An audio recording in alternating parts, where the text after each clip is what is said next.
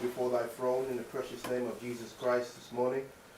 Dear Lord, we ask for a special blessing. We ask that you will forgive us of all our sins. Forgive us of any foolish thought, any foolish action, dear Lord, and anything that will separate us from you. I pray, God, that you would give us a heart to know Christ, a heart to want truth, a heart to have the zeal to live by the truth. I pray, Father, that you make us all sharp this morning. Give us all mental alertness to receive what you have for us. I pray all these things in Jesus' name. Amen.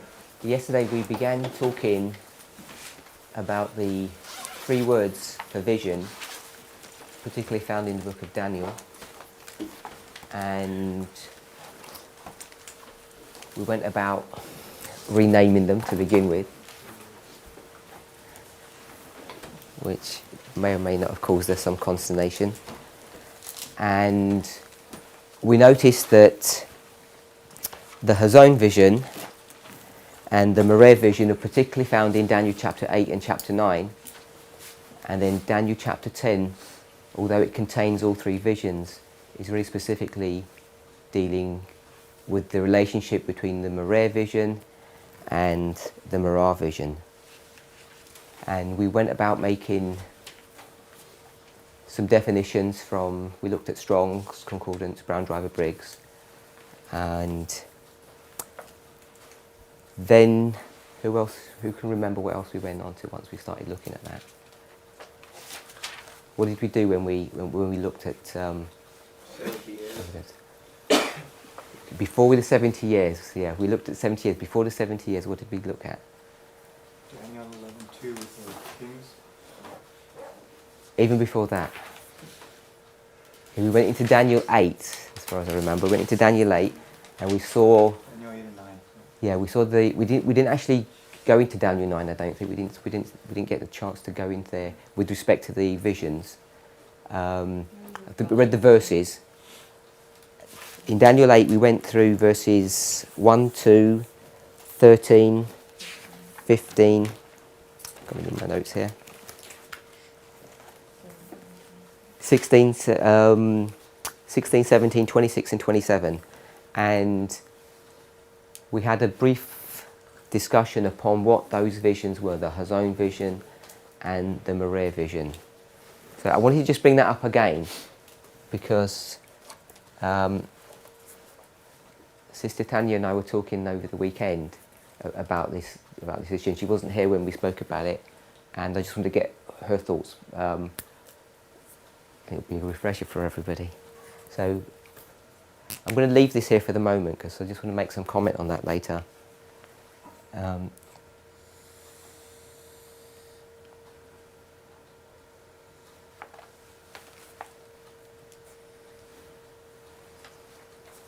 So we spoke a little bit in Daniel 8 about verses 1 and 2, the Hazon vision, and we made a brief introductory statement about Daniel being in the palace Shushan. And what did we say about that? It didn't exist at that time. It doesn't exist at that time. So How did you know that?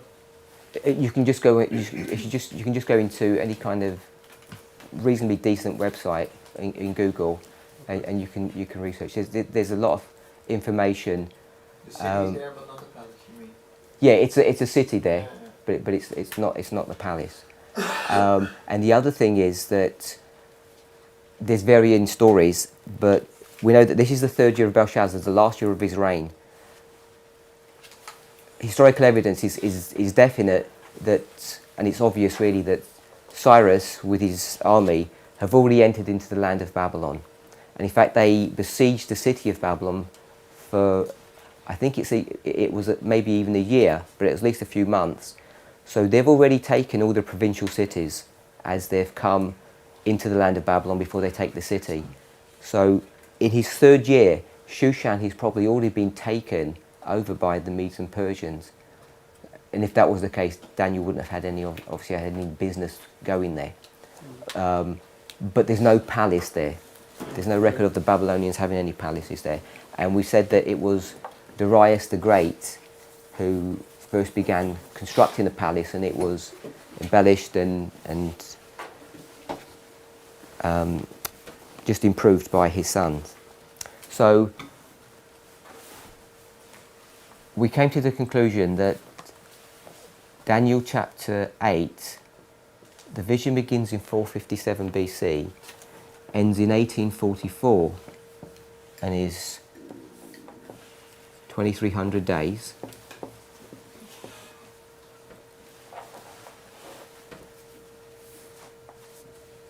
And that in the narrative up to verse 14, all you can see is the Hazon vision. That's the only vision that's brought to view.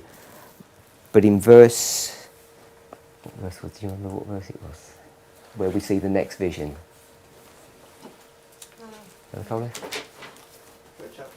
No, in chapter 8. In chapter 8, verses 1, 2 and 13, all you see is the Hazon vision. That's all you see. But there's going to be a question now that's brought up.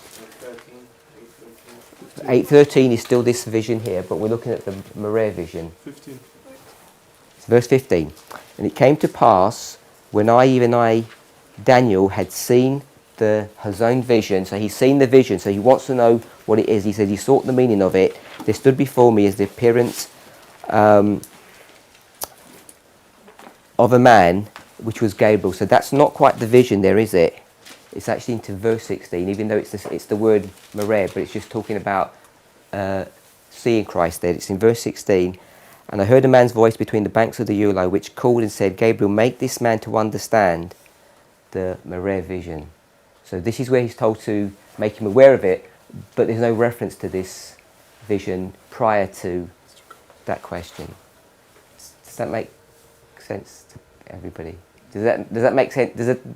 Doesn't it make sense to a person? I'm trying to say a double negative there. It's a bit. But the way it's phrased in English, I guess you could apply that because of the translation. Because the word vision, as it's attached to the Mareh, doesn't happen until verse 16. Yeah. But if you were to look at it in Hebrew, I think you would see it a little bit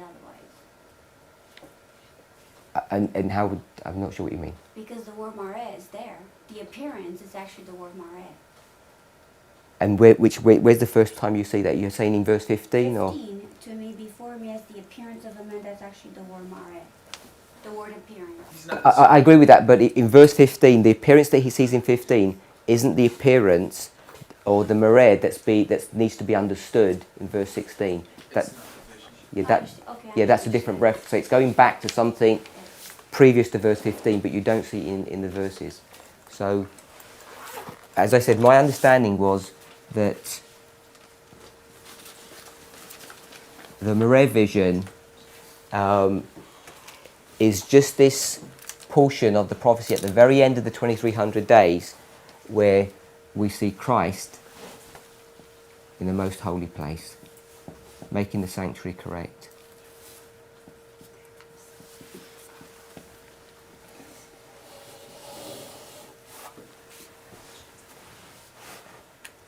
And when we go down to verse 19, you can see at least the introduction or the introductory thought of bringing the 2520 into this prophecy as well.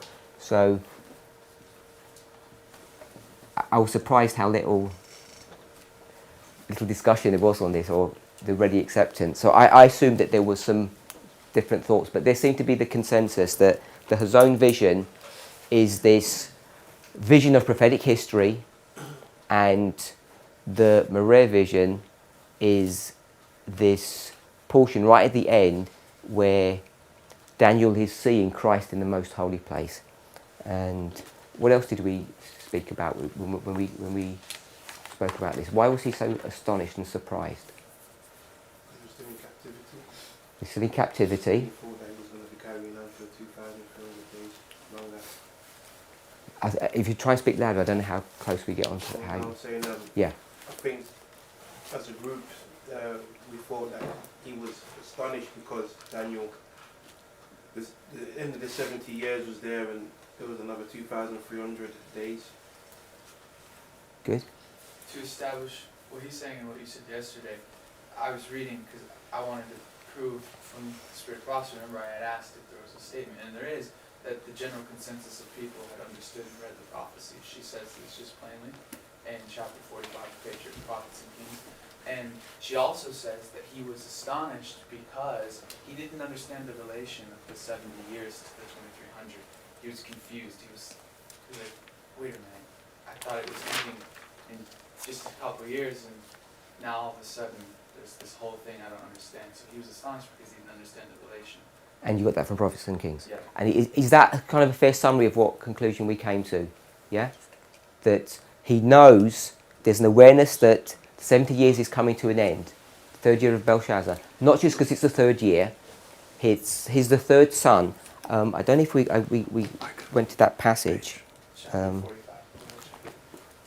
Let me just see if I can find it.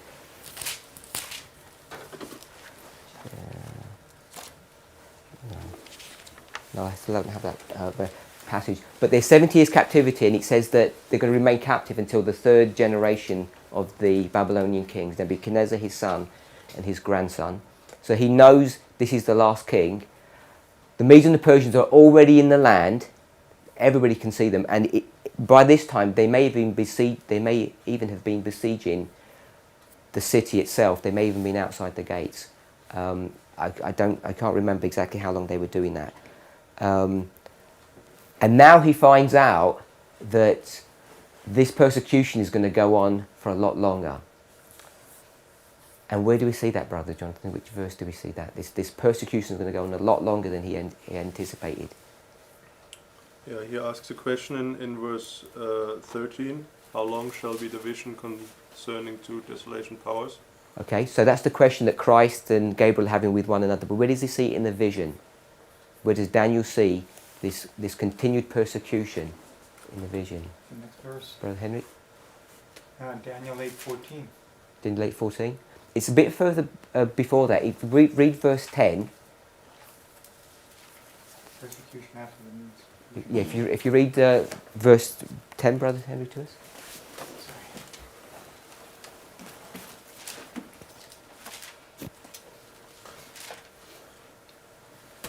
What was the question? So the question was, Daniel's coming to the end of they're coming to the end of the 70 years, and why does he have this consternation? Why does he have this trouble? This worry, and he's astonished about what he's seeing. And the question is, why is that? Why is he astonished? Yeah, Oh, okay. it's because the persecution that he's expecting to come to an end, this captivity, looks like it's going to be continuing a lot longer than he had ever anticipated. Okay, Daniel chapter 8, verse 10, it says, "And it waxed great even to the host of heaven, and it cast down some of the host and of the stars to the ground, and stamped upon them." Verse 11 would do it as well when it says, "And he magnified himself to the prince of the host." Daniel would have understood that language to mean to have some relationship to his people, and he can see that this is going to continue long after the Medes and Persians are off the scene, and he thought everything was going to be sorted out just for these 70 years. So we began to open up that these 70 years were symbolic of these 2300 days, that you can at one level say that they're equivalent, but we specifically said that the 70 was equivalent to the 1260-year prophecy. And I didn't read the passage yesterday, but we'll read it now. This is in Prophets and Kings 7:1-4. I didn't get a chance to make notes, to print them out, sorry. I was only doing this last night. I need to get into the habit of sorting it out a day before, I think. So, this is Prophets and Kings 7:1-4, paragraph 1. Today the Church of God is free to carry forward to completion the divine plan for the salvation of a lost race. For many centuries, God's people suffered a restriction of their liberties. The preaching of the gospel in its purity was prohibited, and the severest penalties were visited upon those who dared disobey the mandates of men. As a consequence, the Lord's great moral vineyard was almost wholly unoccupied. The people were deprived of the light of God's word. The darkness, error and superstition threatened to blot out a knowledge of true religion. God's church on earth during this time period, the 1260, was as verily as a captivity during this long period of relentless persecution as were the children of Israel held captive in Babylon during the period of their exile. So this was this tie between these two, and then we said that the 70-year captivity was also, I actually put equivalent to the 25-20, and we discussed why that was. Brother Aaron, do you remember how we did that? 25-20, what's the 7? That you can say that the 70-year captivity is equivalent to the 25 years, 25-20. Connection with Leviticus 26. Connection to Leviticus 26, and what was the connection? The literal fulfillment of the persecution upon Israel was the 70 years, but you can also extend it to the 7 times. Anybody else add to that? Or state in a different way? That's the conclusion we came to. In Leviticus 26, it says that there's 7 times punishment is going to come upon them, and directly in the Hebrew, the word is only 7. There is no times there, and so there's a change from a noun to an adjective, and so you can see that this 70 is not only a time prophecy, 25-20, but it's also can be used as a symbol.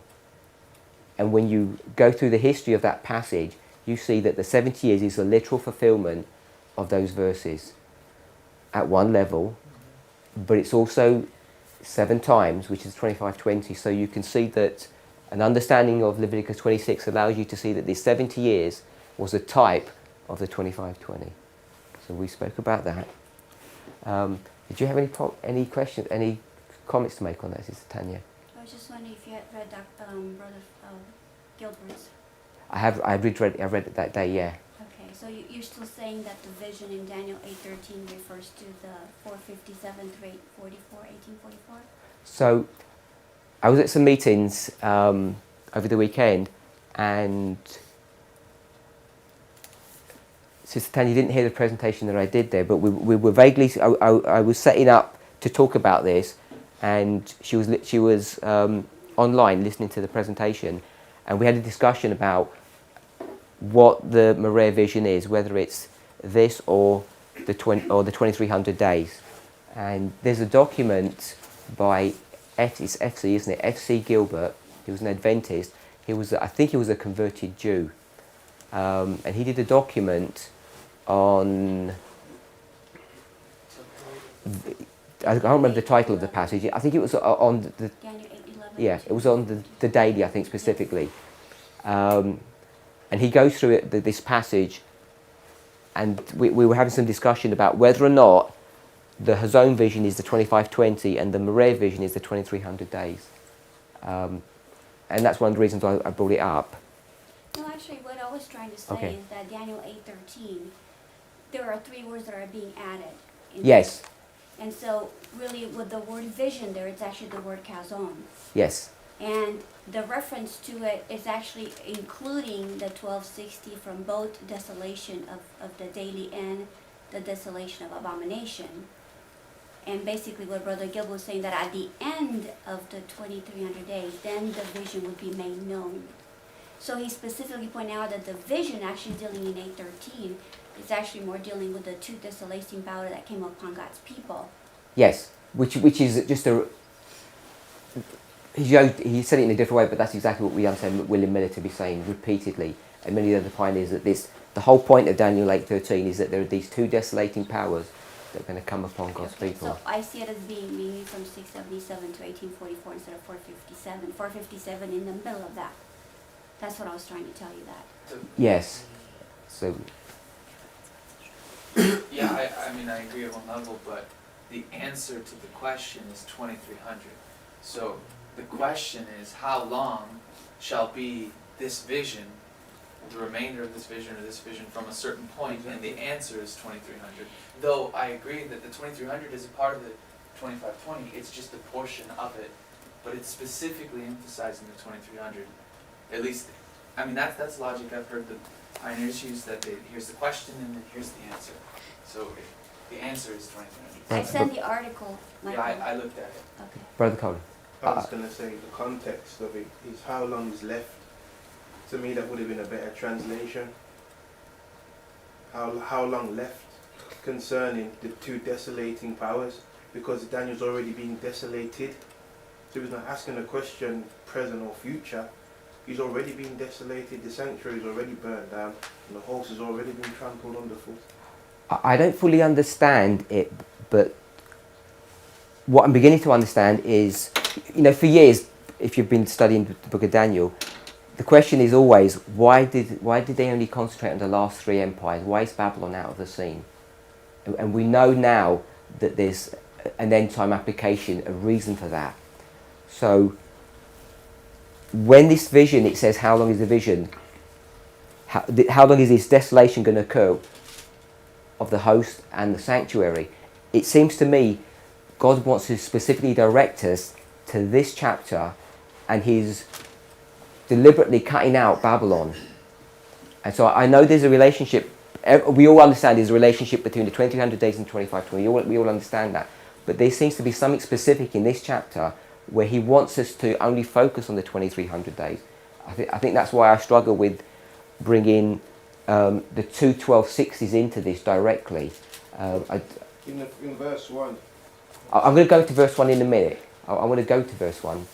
Maybe I didn't understand what Brother Collis just said, but I don't understand Daniel to be speaking in verse 13. He's listening. Yeah, Daniel's not speaking in. Okay, Yeah, just to clarify that. I think what Brother Collis was suggesting is, he says, you've been desolated for a long time already, Okay. 70 years, and how? In fact, more than 70 years. It goes way past that. How much more is there left? And he was saying maybe 13 should be rewritten that way. How much more is left of this desolation, which would allow you to bring in these two 1260s? But I think Daniel chapter 8 isn't really addressing that. There's something specific about this. I'm just going to bring up one of... yeah, go ahead. Yeah. Yeah, I've thought of it the way he said before too, but the issue that I see too is that the question is how long, not from where I'm, not for Daniel's, but not how long from this point, it's how long, it's he pushes forward 140 years or something to 457, so it, like you're saying, it's specifically dealing with the 2300. There's something that we have to understand about the daily and about the transgression of desolation and the 2300. We have to understand something in, we're being isolated in that part of the vision for whatever reason. Does that make... Did everybody understand that? There's something specific about Daniel chapter 8 where Daniel is being directed to a future event, and as I understand it, verse 2, Shushan the palace is locking that in. That's before I understood about Shushan the palace, I used to ask people, where does this vision begin? And it always seemed to me that it began in verse 3, because this is where you see the the ram being mentioned, and verses 1 and 2 I always used to think it was just a preamble, that he's setting the thing up, but the vision starts in verse 3. But now I understand that the vision starts in verse 2, because verse 2 is part of this vision. He's moved to the palace of Shushan, and he's a long way into the future when he's doing this. And the chapter itself is set up that way. You answered my question already. Oh, okay. I wanted to ask if you guys have dissected verse 13 and to just figure out how many questions really are in there. We didn't spend the time to do that, no.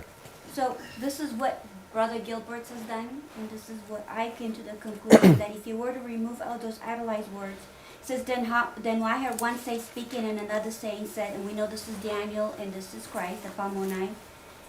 And he asked and said, and That was Gabriel, yeah. Gabriel and Jesus. How long the vision, which we know that's the calzone, the daily, which we know that is paganism, the transgression of desolation, which we know this is papal Rome, to give both the sanctuary and the host to be trodden down. So how long will the sanctuary be trodden down, and how long will the host be trodden down? So when I read it that way, I see actually 5 questions being addressed. 5 questions being addressed in that verse. I don't have any problem when I read it that way.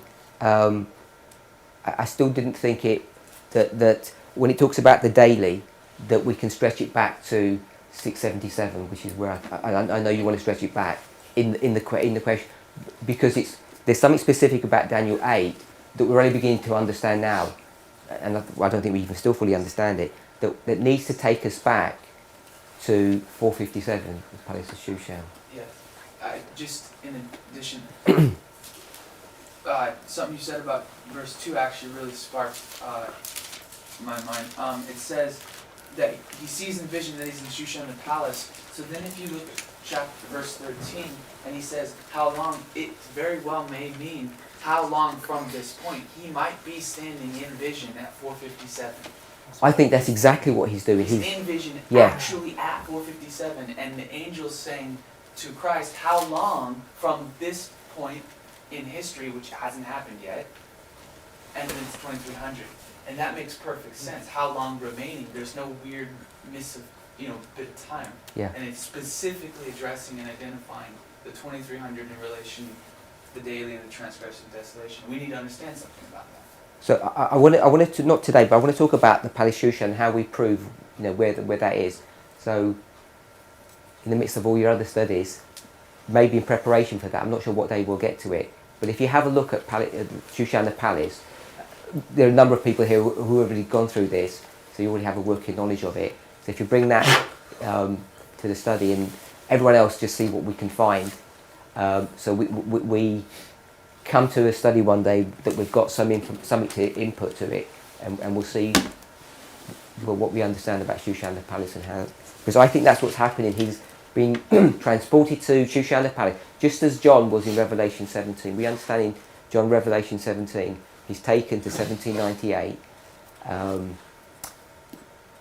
And here Daniel's taken to Shushan the Palace, and that's where everything's going to be happening. And I think that's where the start is. I think it's verse 2 that shows us that.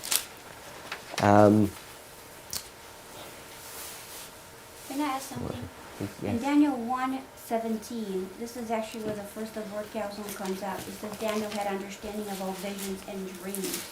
And he was 3 years already into his captivity. Do you guys ever take that in consideration, what that means?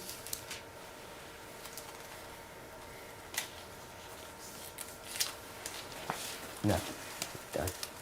Do you have any thoughts on that? No, it's just letting Okay. us know already in 1:17 that he had understanding of all visions, which is the thousand visions and dreams. And this is already 3 years into his captivity. We know that can't be technically correct, because by the time you get to chapter 8 and chapter 9, he doesn't have understanding. He says that chapter 7, chapter 8, and chapter 9, he doesn't have understanding.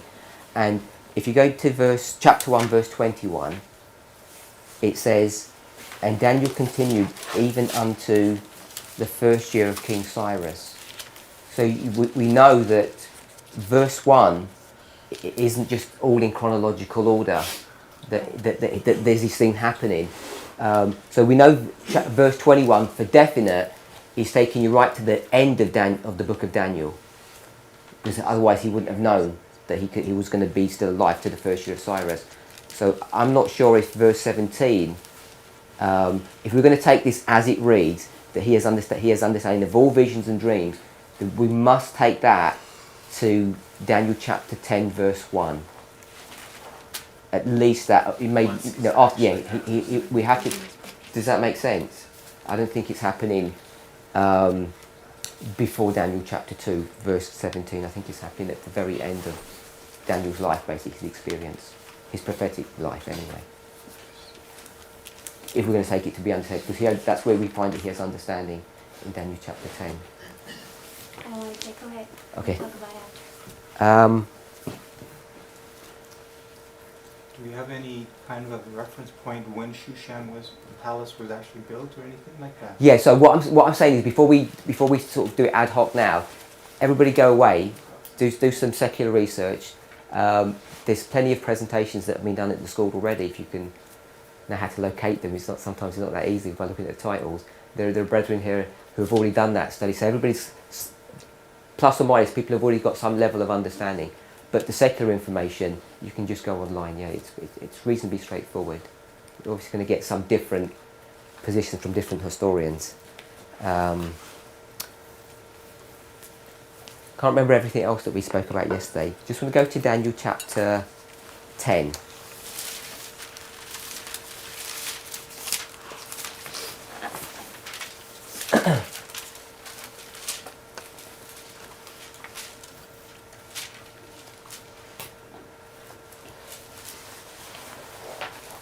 I started talking about this in my class yesterday morning, and Elder Jeff started bringing this up in the evening class as well, as we all remember. So I just want to go over this again so that we're clear, because I don't know if there was as much clarity as we should have on this issue. We'll read verse 1, chapter 10. Sorry, Brother Tyler, Brother Michael. We'll go round. I don't know how many verses we're going to read. Verse 1. In the third year of Cyrus, king of Persia, a thing was revealed unto Daniel, whose name was called Belteshazzar. And the thing was true, and the time appointed was long, and he understood the thing and had understanding of the vision. So, we're in the third year of Cyrus, and the more I look at this now, the more confusing it is to me. Let me rub this out. Hopefully we can remember.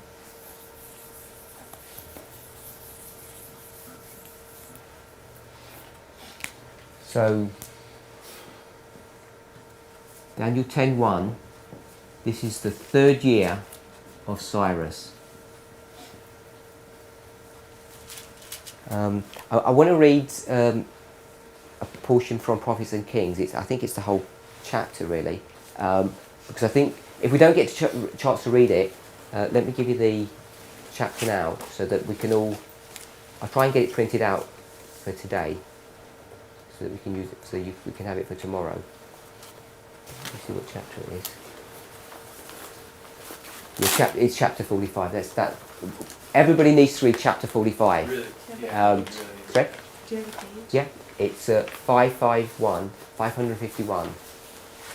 So I'm not saying to do it now, but today please read chapter 45. It's important. So we're in the third year of Cyrus the king.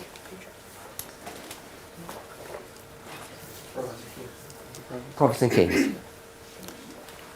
And in the third year of Cyrus, king of Persia, a thing was revealed unto Daniel. Now, this thing is... Did we go over this yesterday? I can't remember if we did. Oh, The bar.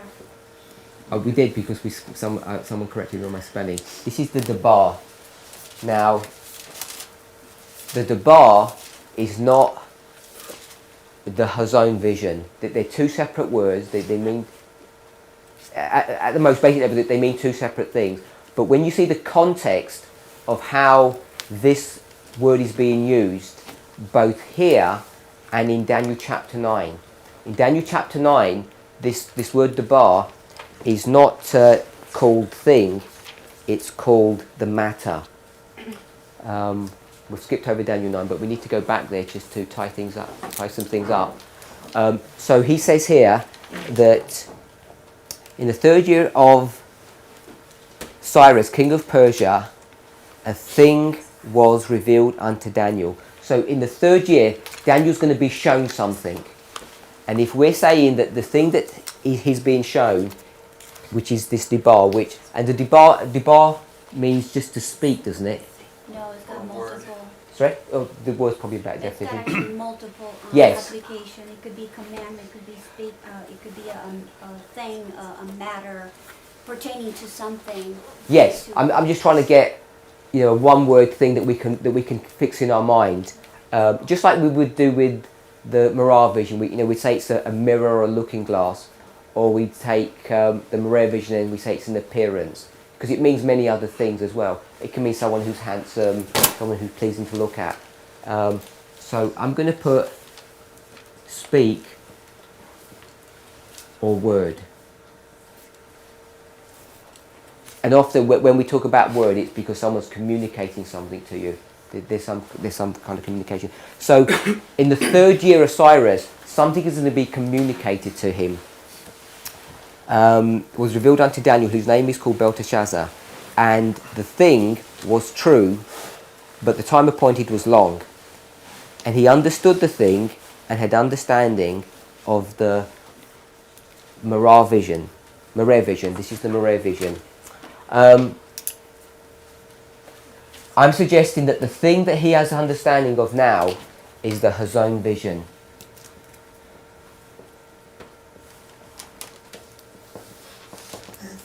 So by the time you get to the 3rd year of Cyrus, he understands the Hazon vision. So did we understand the reasoning behind that? But not only does he understand it here, he says he understands it, but he was actually shown it here. So this thing that's being shown him in the 3rd year of Cyrus is something that's new.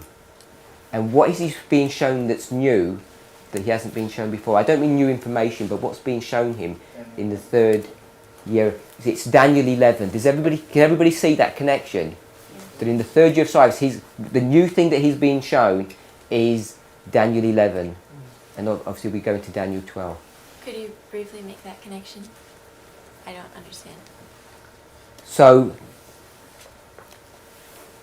let's go back to Daniel 9 quickly then.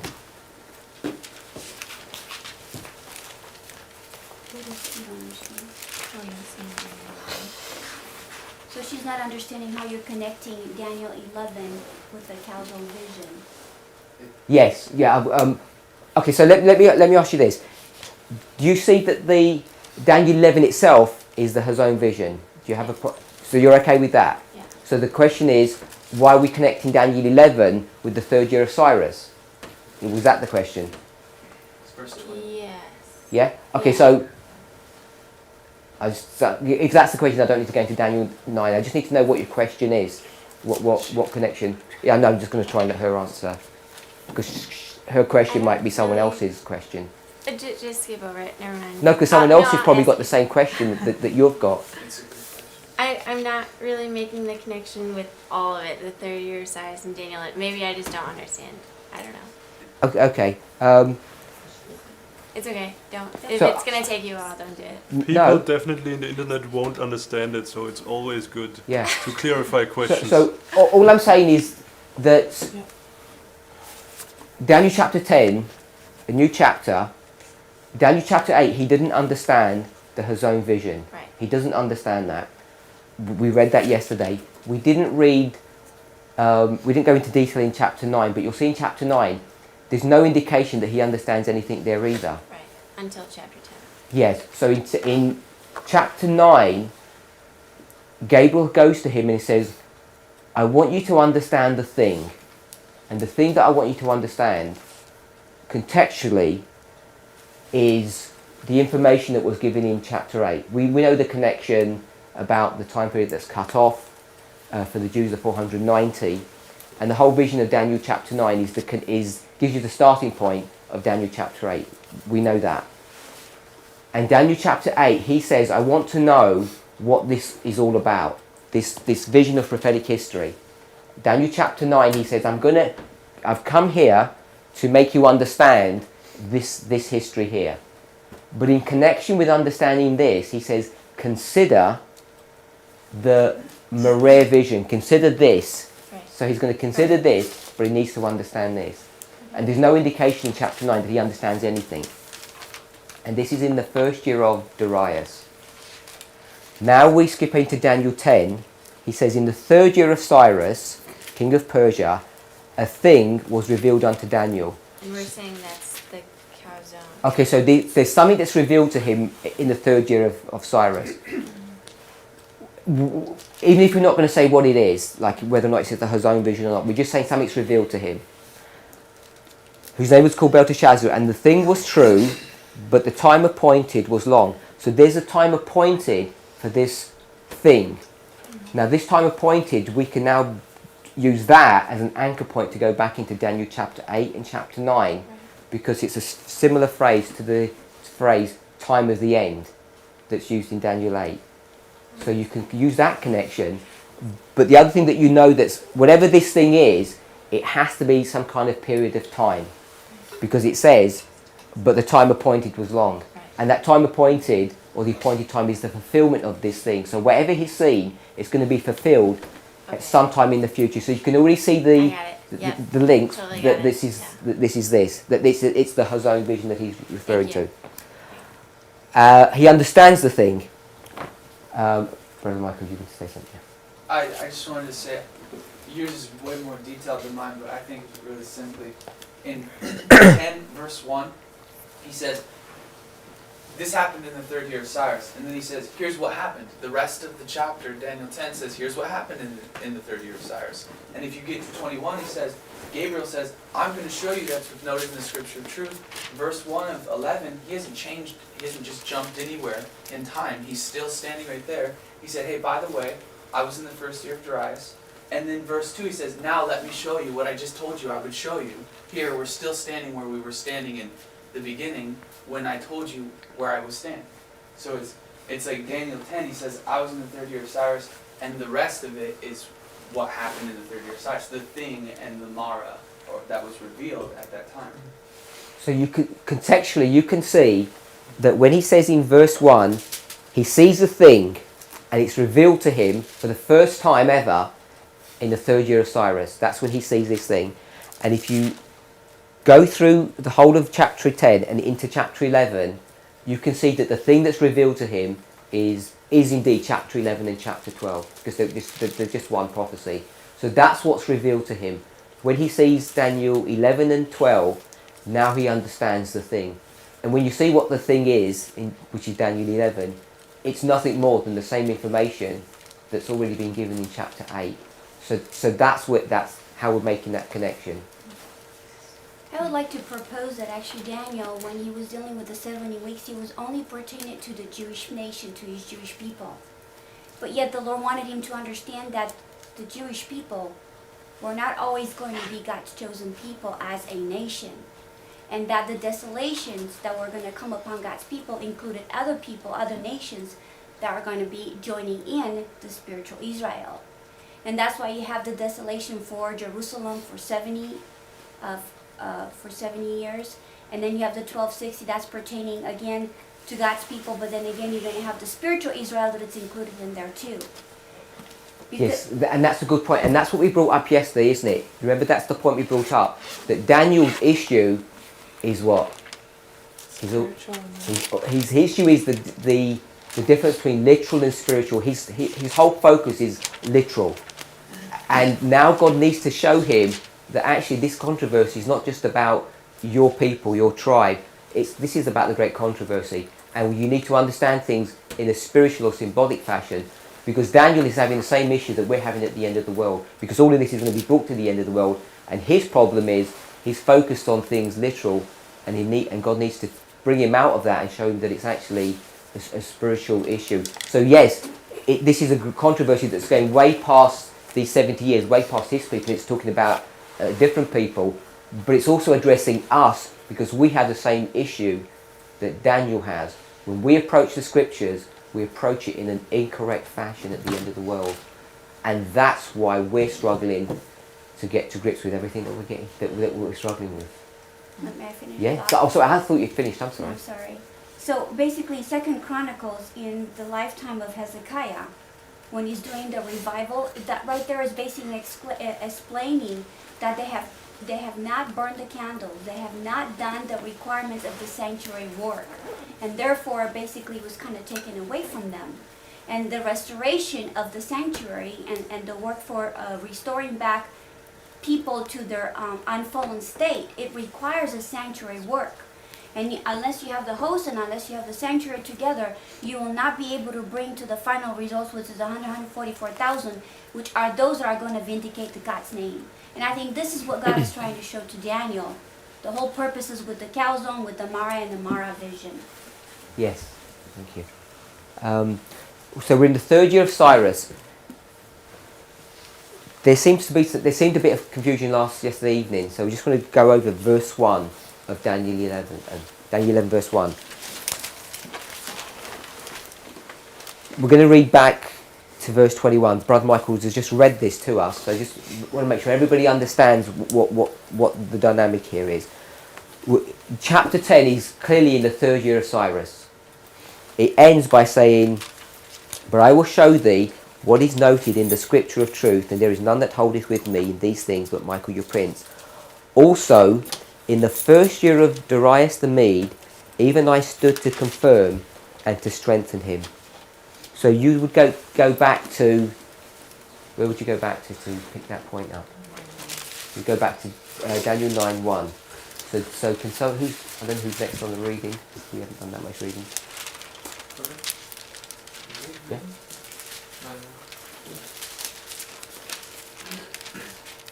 In the first year of Darius, the son of Ahasuerus, of the seed of the Medes, which was made king over the realm of the Chaldeans. So when we read chapter 11 verse 1, it says, also I in the first year. So he's referring back to chapter 9 here, that Gabriel went to strengthen Darius when he came to the throne. Even I stood to confirm and to strengthen him. The easiest way to see that this is not present is that it's in the past tense. You can see it says I stood previously to do a work for Darius, and now I'm doing the same work for Cyrus. I'm doing the same work for Cyrus. He's still speaking. Yes, and he's still speaking. He's in the middle of a sentence, and then it changes chapters. And so In the middle of this stuff. So we get to Daniel 11 verse 2. And now I will show thee the truth. Behold, there shall stand up yet 3 kings in Persia, and the fourth shall be far richer than they all. And by his strength, through his riches, he shall stir up all against the realm of Grecia. So we know we're in the 3rd year of Cyrus. So here's Cyrus. And it says that there are 3 kings who are going to stand up after him.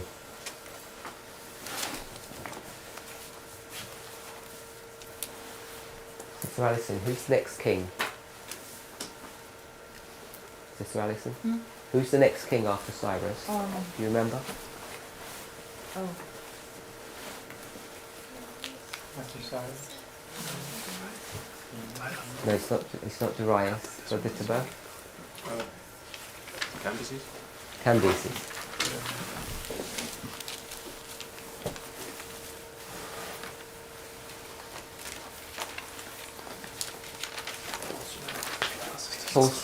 Paul Smyrnis.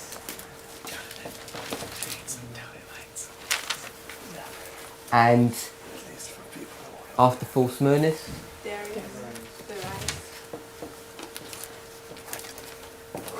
and this is Darius the Great, and then it's Xerxes. After that starts. So this is Xerxes. And so we've got 1, 2, 3, 4. So he's the 4th king. And we all understand, we all know who his biblical name is. This is Ahasuerus. This is the book of Esther.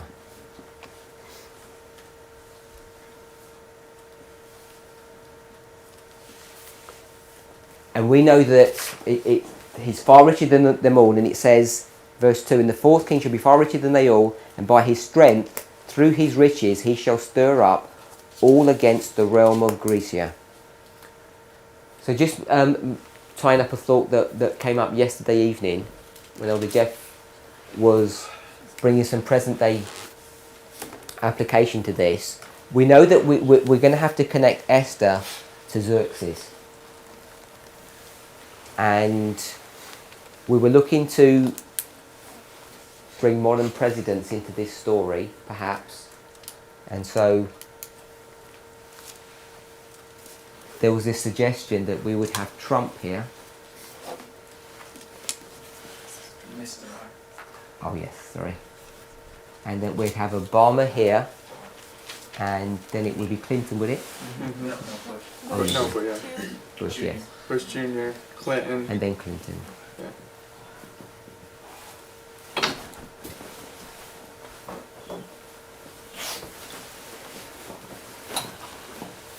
So that's what Elder Jeff was suggesting, that we'd have Donald Trump here. Now, here it says that he's going to stir up the realm of Grecia. And this is the series of battles that occurs, and I think it's around 480 BC that these battles occur. They begin to have an engagement with the Greeks. I think there are 3 battles in that year. and they win some and they lose some. But at the end of it, Persia ends up getting a bloody nose out of all this interaction with Greece, and they just go back, and there's not any interaction between the two nations until about 100 years later. 100 years later, you're going to get to the next verse, verse 3, and a mighty king shall stand up that shall rule with great dominion. So this mighty king is Alexander the Great. It's around 100 years later. He's going to take revenge upon this attack that Xerxes did. And there are many Persian kings that come after this. But it says that he will stir up all against the realm of Grecia. So this all that he speaks of, I'm making the connection in the book of Esther. So in the book of Esther, we know that there are 180 days mentioned and 70 days. Is that right? 180 and then 7. Yeah, sorry. Did I say 70? I wrote 70. There's 180 days and 7. And I don't fully understand if there's this feast that's going on exactly for 180 days, about all the dynamics of that, or whether or not everybody's staying for the 180 days, that they may have been cycling people through, because 6 months is an awful long time to get everybody from the whole nation, all the top people, to come to the city, and who's going to run the whole country. So I don't know the actual dynamics of it, but in this time period here, this is before this venture where he's going to interact with the Greeks. So this is occurring before this. Here we're going to put Vashti's divorce. Yeah, so Vashti gets separated here, and then he's going to marry Esther sometime later. It's in this time period here that he goes to make war. This is where he makes war. So let me put it this is Daniel 11 verse 2. Between his 3rd and his 7th year. Yes, it's after the divorce of Vashti and the marriage of Esther. It's in between these two. And if you go to secular history, they're going to tell you that he's lost his wife, he goes to war and he wants to comfort himself. Hence he's going to get all these virgins to kind of cheer him up, and he gets remarried. So this is where this is happening. So we know there's a connection between Esther and Daniel 11 verse 2. And the other thing is that I'm suggesting, I think this is correct, that this 180 days of what we call feasting is actually a planning. This is the planning that he's doing to do this work. So there's a connection between this history and this history. This is the planning and this is the execution of Daniel 11 verse 2. And when it says, and by his strength, through all his riches, he shall stir up all the realm of Greece, he shall stir up all. So there's this all. Let me put the all here. And the all are the 120, it's 127, isn't it? 87, 100. No. Provinces. Provinces. Provinces. 127? Yeah. Yeah. It's the 120 provinces. So this is the whole of the land. Real quick, what was the literal war that 127. you're putting there on that little asterisk? What's the name of it? This is the, I don't know Sorry. if I've got the actual name itself. This is the Persian-Greek War, and I just remember it as the 300 Spartans. Okay, thank you. It's the Battle of Thermopylae, I think the Battle of Marathon, and I think the Battle of Salamis. Salamis is Isn't the one he where they defeated burn at the end? apples. Is it, or where did they burn apples? Thank you. I can't remember. I think they're the three, and I think the year is around 480 BC. Thank you. It's around 480. So I Doesn't did he come back to feed it? come back to. Defeat it from the war. Yeah, they win some of the. There's 3 battles. I think they win one. They definitely win the battle at the pass at Thermopylae. with the 300 Spartans. But- But they lose the naval battle and they lose another one. So he come even if he won some of it, he comes back kind of. He burns Athens the second time because isn't The that naval part battle. of Yeah. because that's- they win the naval battle in the first war, I think. No. Because in the second they burn Athens and then everyone's really mad, and that's why Alexander the Great and Philip, his father, make war on Persia because they won and burned everything to the Yes, ground. yeah. Yeah. So the long and short of it is that even if they had won something or lost something, he comes back because he hadn't accomplished what he intended. He intended to totally wipe out Greece, and he's not able to do that. He got tricked. Greece is still intact. So that's the whole of the Median Persian Empire are all going to now be opposed or against Greece. So, excuse me. So it's Xerxes who wipes out all of Greece. He attempts to do that, but he doesn't. He fails But that's who utterly. you're talking Yes. about in this war. Yes, this is Xerxes, which is the Ahasuerus in the Book of Esther. And then Greece comes back with revenge. Yes, so that's verse 3. And a mighty king shall stand up that shall rule with great dominion and do according to his will.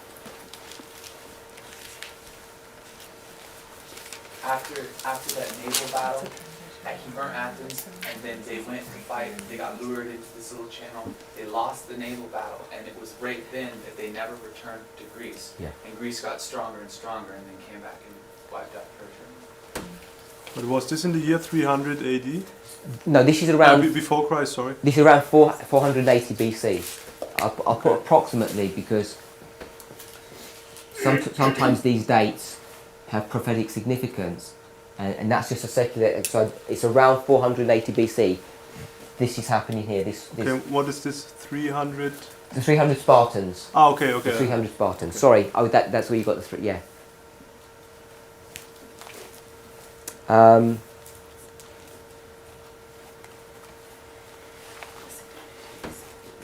Just some thoughts in Daniel chapter 10 verse 1. So, any questions on this issue? So we know we're in the third year of Cyrus. It says the third year. Daniel chapter 10 verse 1 is the third year of Cyrus. And Daniel 11 verse 1 is also the third year of Cyrus. So they're both the third year of Cyrus. And then you've got these three kings. Sorry? Daniel 9 verse 1. And Daniel 11 verse 1 is the third year of Cyrus. But it says first year of the Darius. Yes, so remember what we've said.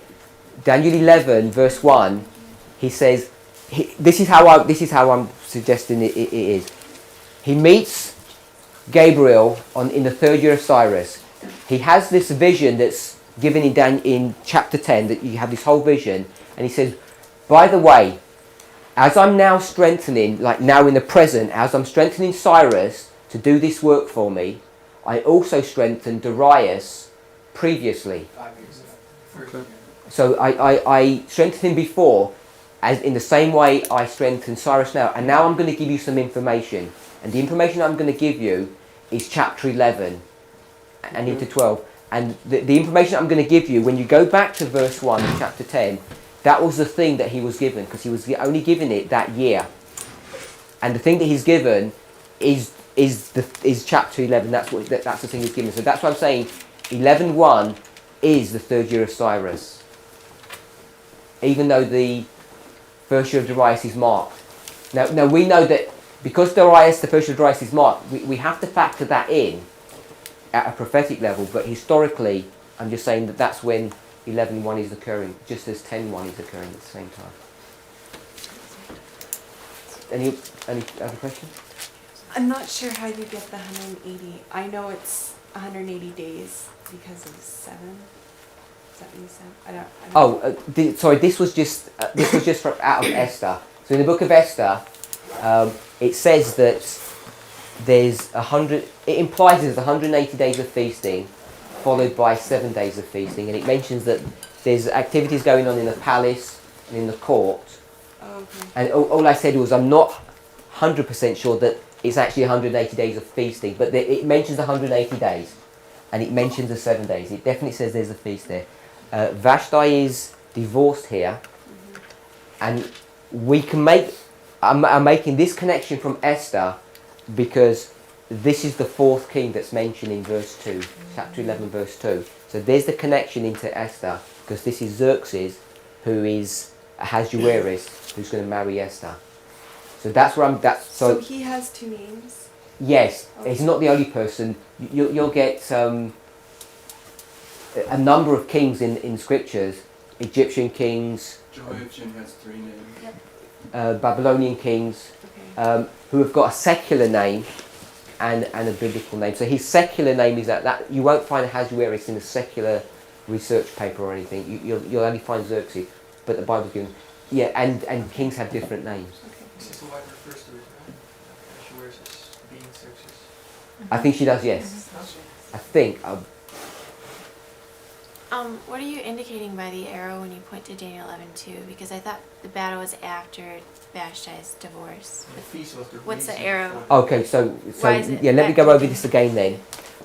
Xerxes is the fourth king. He's married to Esther, and so I've just done a little schematic of the book of Esther. You've got 180 days mentioned, then 7 days, then there's a break, and then he marries Esther. Right. In this break here, which is a couple of years, That's the battle. this is where he goes to war. Right. And I'm saying it's in these 180 days. I wasn't going to spend the time going into Esther. That happens in the third year of his reign. Yes, but this 180 days, it says that the purpose of this is to collect all the leaders of the land to Shushan. So we talk about it in the sense of having some kind of feast, but I'm saying this 180 days is battle planning. They're all coming together to plan the battle, and I don't think they're all coming all at once. I think they're coming in, segments or whatever. So he hasn't got 127 countries. It's 127 provinces. So I don't know how many countries that involves. It may only be 15, 20, 30 countries. So he's calling the leaders of these countries, bringing them into Shushan and saying, what are you going to do for me? Let's make our battle plan. How many men have you got? They have their meetings. They go back and then he gets the next lot. So everybody in the realm of the Medes and Persians are all going to come together in this stage here, all the 127 provinces, and they're going to make plans for this battle. So this arrow is indicating that this is the planning. At the beginning of the 180 days. And During it. I'm not saying that, yeah. So, at some point, yeah. So the purpose of this 180 is not just some arbitrary feast. It has a historical context that this is the planning for the execution of this. Got it. And so the only reason I'm mentioning that is because of, if there is some application here with the president, then I think this is going to have some implication to it, because if you're going to make the point that he's far richer, it says that he's going to get all of his realm to do this work, and the place that I saw all of his realm doing this work against Greece was in the 180 days. It doesn't say it in the narrative. It doesn't say that in the passage. It just says it looks like just a feast. But that's what I think the purpose of this 180 days is to bring everybody in line and to see what they're going to do when they're going to go to make war with Greece. This gap between after 7 years and Esther. Yeah. Also, can we? You can see it in the book of Esther. You can find it in the book of Esther. Yeah. Oh, you can find. Between 1 and 2. Between chapter 1 says it's this third year, and in chapter 2 it says it's the seventh year. So there's a 4-year gap. I can tell you the specific verses. You just keep going on. I don't know the significance of let's go back to Daniel 10, verse 1. I was looking at some of the, and verse 2 and 3. I was looking at some of the, let's read verses 1 to 3. I don't know where we've got to in our, I think, brother, have you already read? Sorry, at one point. Sister Tanya, maybe Daniel 10, verse 1, and then we're going to read verses 1, 2, 3 and 4. You just want me to read one verse? One verse, yeah, and we'll go on, please. In the 3rd year of Cyrus, king of Persia, a thing was revealed unto Daniel, whose name was called Belteshazzar, and the thing was true. But the time appointed was long, and he understood a thing, and had understanding of the vision. In those days, I, Daniel, was mourning 3 full weeks. I ate no pleasant bread, neither came flesh nor wine in my mouth, neither did I anoint myself at all till 3 whole weeks were fulfilled. Verse 4. And in the 24th year of the 1st month, as I was by the side of the great river, which is Hiddekel. And verse 13. 13. 13, yeah. 13. But the prince of the kingdom of Persia withstood me 21 days. But lo, Michael, one of the chief princes, came to help me, and I remained there with the kings of Persia.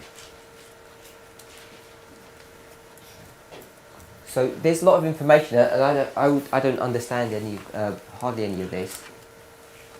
So I'm just bringing it to highlight it. That I don't know if we'll figure something out now, but just for us to think about that there must be some significance. So in verse 2 it says 3 full weeks. In verse 13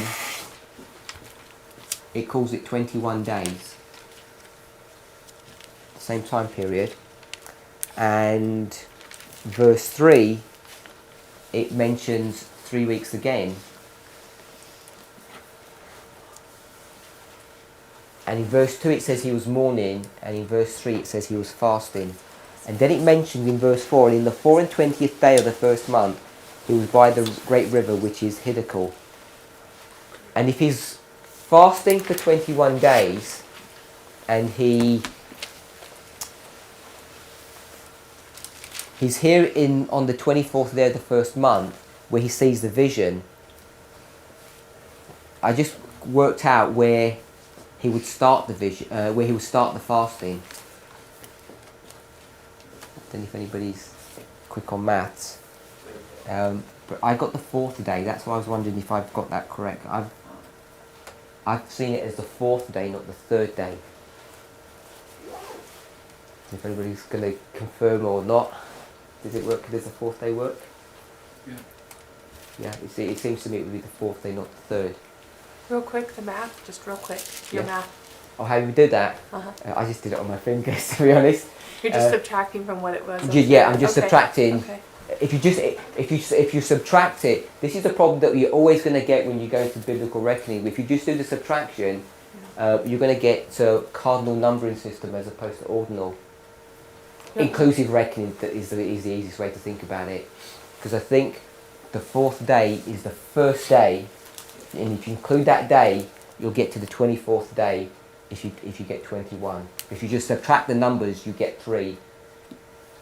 So if I did, But if you do a Sabbath cycle where it starts in the evening, is what you're saying? if I did 24 minus 21, I'd get 3. So it looked like it would be the 3rd day.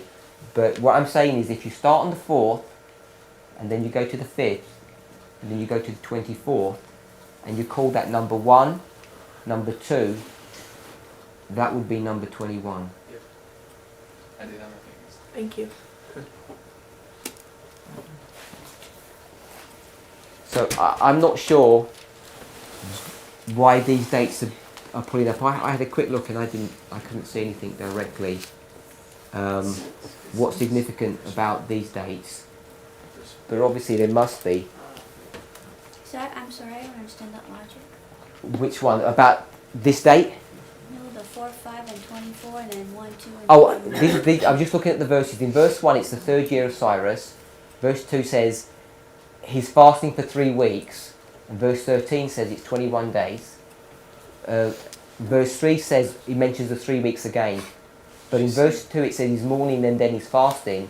Then verse 4 says he sees the vision or the thing on the 24th day of the 1st month. So it's mentioning all this information, and So what are you trying to say She's that on saying the at the bottom. fourth day? What's She doesn't understand. Oh, the this? counting. yes. Oh, if he sees we'll read verse 4. And in the 24th day of the first month, as I was by the side of the great river, which is Hiddekel, then I lifted up mine eyes and looked, and behold, a certain man clothed in linen. So I'm saying the 24th day of the first month is where he's going to get the vision of Daniel chapter 10. But he's already been fasting for 3 weeks beforehand. So I just was curious, when did he start his fast? Because it's given an awful lot of information about days and weeks, and it specifically mentioned this. And if he specifically mentioned the end of 3 weeks, there must be something significant about the beginning of the fasting. So I guess what I'm saying is this. There's this 3 weeks, and this is the 24th. I do 124 then, yeah? Yeah. 124. Mm-hmm. Yeah. So from verses 1 to 4, we've got that timeline, and I don't know that we've ever looked at these kind of these specific dates. It's all in the first month, but it mentions the 4th and the 24th day. So I'm just bringing that to you that it's worth looking into that. Maybe we could do it not right now, but during your private study, and to bring it into class. But because this is obviously of significance, especially if there's some kind of light coming out here, that we would want to know why it's mentioned the 4th and 24th day. If anyone doesn't understand how to count it, just do it on your fingers like you just said, because it works. 4 and count to 24. So we're just assuming that right after his fast, right away he had the vision. We know that because in verse 13 it says, "But the prince of the kingdom of Persia withstood me 21 days. But though Michael, one of the chief princes, came to help me, and I remained there with the king of Persia." So you've got the 21 days marked in the vision, which is connecting back to the 3 full weeks. It mentions 3 full weeks specifically. Verse 3. In verse 2 it says 3 full weeks, and in verse 3 it says till the 3 weeks were fulfilled. So it's mentioning these 21 days and these 3 weeks in 2 separate ways, a morning and a fasting. It gives a date for it as well, the 24th of the month. And if it gives the end of it, then we can calculate the beginning. I'm not trying to suggest I understand the import. I'm saying there must be some import here that we should really need to. I had a quick look and I couldn't see anything directly. Well, it has to be the 4th day of the first month because it's a full 21 days. That's how I understand it, yeah. That's the only, Yeah. It's not mentioned there, but it has to be that if it's 3 full weeks and a full 21 days. But it's just understanding the significance of those things. I did have a look somewhere. I looked at the 24. There's lots of 24s in the Bible. The 24 elders that we know about in Revelation 5, 11, 19. In 1 Chronicles 27, I was looking at something about that a while ago, and I can't remember what the context was.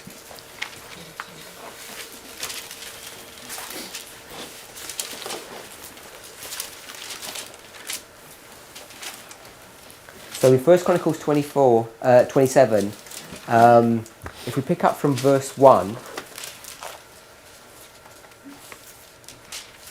I don't know who's next on our read. I guess it's mine. Now the children of Israel, after their number, to wait the chief fathers and captains of thousands and hundreds, and their officers that served the king in any matter of the courses, which came in and went out month by month, throughout all the months of the year, of every course were 20 and 4,000. So I noticed there was this 24,000. If you go through the chapter, you'll see that all 12 tribes are brought to view, and each of the 12 tribes has 24,000 men that are brought. So there was a 24,000, there's a 24 there, and it's some kind of connection to the captains and rulers who are being brought 24th. So there's something that's, by the time you get to the 24th, Israel has made some kind of gathering. There's some kind of structure that's been brought to view, and these men are already prepared. And so I saw the 24,000 there, and there was just one other place I think I saw it. Just going to just double check. I think there were 24 courses that they served in the tabernacle, the temple. Yeah. I think there was something in number 7, but I can't see it now.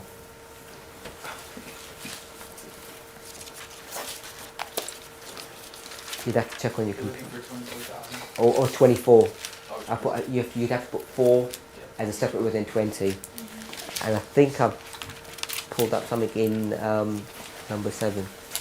Number 788, Yeah, I thought it was 88, but I thought there can't be that many verses in it. 24 bullets. Yes. So I'll read number 788. And all the oxen for the sacrifice of the peace offerings were 20 and 4 bullocks, and rams 60, and he-goats 60, and lambs of the first year 60. This was the dedication of the altar. After that, it was anointed. And you know that number 7 is got a relationship to the 25-20. There's these 12 days that's brought to view. So we can put number 7 here. We'd have to go and look at it again, but I think number 7 can line up with this thing here. And by the time you get to the end, it's mentioning these 24 bullocks. There's a giant with 24 fingers and toes. Yeah, I noticed that one as well, yeah. So this 24 is bringing us to some point, which is the simplest way I can see it. There's some complete work that's being done. I picked that up from number 7. There's a lot of verses in number 7, but that's connected to 25-20. If you've ever looked at that, when you look at the weights of those vessels.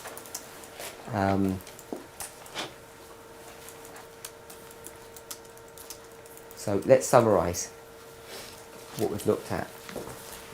Oh, before I do summarise, tomorrow I want to still look in Daniel 10 verse 1, because we didn't get as far as I wanted to about resolving this issue about the 3rd year of Cyrus, how it connects with Darius. And I had some interesting passages that I want to read. Give me a chance to print it out today so we can read it together. But there are other passages that deal with Daniel 10 verse 1. How do we understand Daniel 10 verse 1? When is this occurring? Where do we think this is occurring? This is 2 years after. Okay, yeah. Maybe I'll answer my own question, because I didn't mean it in that perspective. I understand, this is when Cyrus is about to make his decree. He's going to make his decree here, and there's this internal struggle that's going on in his mind. These powers are bearing upon him, whether or not he's going to follow through with what he knows to be right. So Daniel has already, no doubt, spoken to him, so he knows what he's supposed to do. But now he's wrestling whether or not he should do that. And this is the Prince of Grecia that's coming upon him and influencing his mind. And Gabriel's warring against this for the 21 days, and then Michael's going to help. And it's to see this 3rd year of Cyrus. So if you get a chance again for tomorrow to have a look at this, because there are other Bible passages that give different dates or different years for this very same event. And I think this issue about connecting Cyrus and Darius here has some interplay with verse 1 and also some other Bible passages, because it doesn't mention the 3rd year in the other Bible passages. When he's going to give his decree, it gives another year of his reign. If you look at, when I start looking at all these chronologies and you start looking at all the different commentators over the years, if you've probably got them on eSword, you've got some, or you may look at them, because they don't have any agenda, if I can put it that way. They've got no motivation or reason to to understand what these numbers mean, these dates. So they'll just say, they'll put an odd date in it and they'll say plus or minus a year. It doesn't really matter. It just gives you a ballpark figure. Or if it's the third year or the first year, and you, how you're going to connect these things. So Brother Michael said a couple of times that you have Darius, then he reigns for 2 years, then you have Cyrus, and then there'd be 3 years, and this would be his third year, and you could calculate that as 5. Is that something like what you said? Yeah. Yeah. So if you read any commentators, they'll make all these observations, and because they're not making any application to it, it doesn't really matter if they get it right or wrong. And the other thing is, because you get all these people who are saying different things, so for instance, some people say it works like this. Does everybody know what I've just drawn there? Yeah, but I was Yeah? wrong. It doesn't work. Darius, Cyrus, he begins his reign and then the third year. But some people say it works like this. The 2 years and the 3 years, and you have Darius and you have Cyrus. And because they're not making any application of this, it doesn't really matter which way you get this. But it does to us. We know it makes a real difference to us. And so my question is, how would you know if it's this or this? Right? Yeah, so you've got Sister White to help us sometimes, but she doesn't. Sometimes she helps and sometimes she doesn't. But the structure that we've got of an existing reform line, an existing history, helps us to pull in the ability to be able to know whether or not this is going to work or not. So sometimes you might think this is working backwards, but once you've established something, for instance this history, I think it gives you the ability to work backwards to establish which one of those two examples would be correct. And again, if Spirit Prophecy gives us the information, then that's just a thus saith the Lord. But often we don't get that information and we have to work it out. And the logic for working it out is understanding one history and getting that history and making it to bear upon, say for instance, this history, to see the relationship of these kings.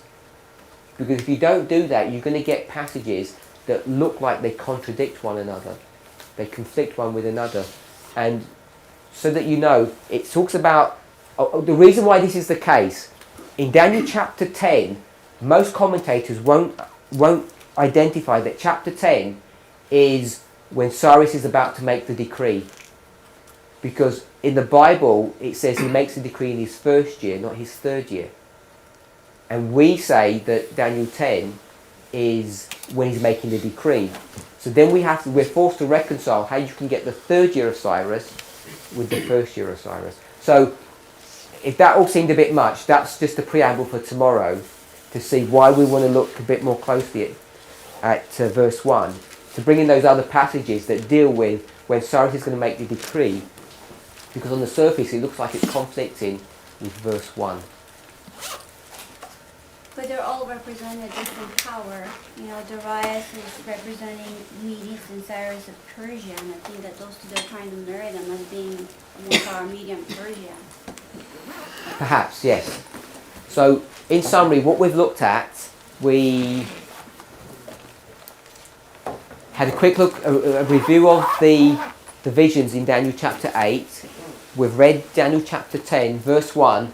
We've seen that there's these 3 weeks, 24th day and the 4th day. And I think we need to try and hammer that out to understand what the implications of those numbers are. And I just rewrote what was presented yesterday evening about the presidents, the 5 presidents with these 5 kings. Spoke about Xerxes, his relationship to Esther, and just did a little schematic here to show you that the book of Esther has some impact on Daniel 11 verse 2. Let's pray for prayer. Heavenly Father, we thank you for your goodness and mercy towards us. Lord, as we continue to open your word, we thank you that you have guided us this far. We know that there are many things that we have already put in place, but the more we look, Father, the more unanswered questions we have. As we continue to open your word, we ask and pray that you would guide us and that you would bless us.